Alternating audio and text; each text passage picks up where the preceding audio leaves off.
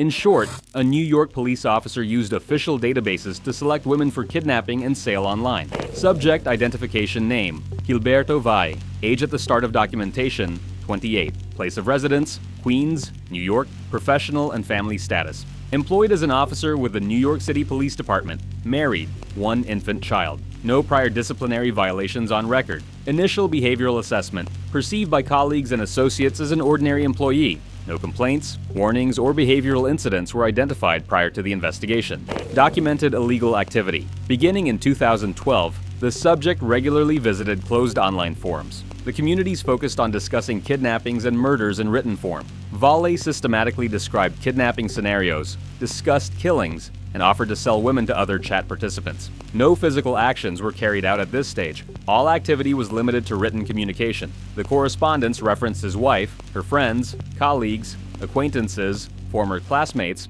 and women living alone. Names, addresses, and personal data were specified explicitly. One recorded exchange included an offer to kidnap a woman, discussion of transferring her to a third party, and agreement on a payment of $5,000. No kidnapping ultimately occurred. Files were discovered on the subject's personal computer with titles indicating kidnapping plans. The contents included personal data of women, physical descriptions, daily routines, and lists of required materials. While serving as an active police officer, Valle used authorized access to a national law enforcement database containing addresses, photographs, and personal information of citizens. He used this system to search for specific women, collect addresses, save images, and organize the data. More than 80 individual dossiers were documented. The collected information was shared with members of the online communities. Discovery and procedural outcome: the subject's spouse noticed frequent deletion of browser history and installed covert monitoring software on the computer. During an initial review of digital media, investigators identified chat logs discussing kidnappings and murders, files containing women's personal data,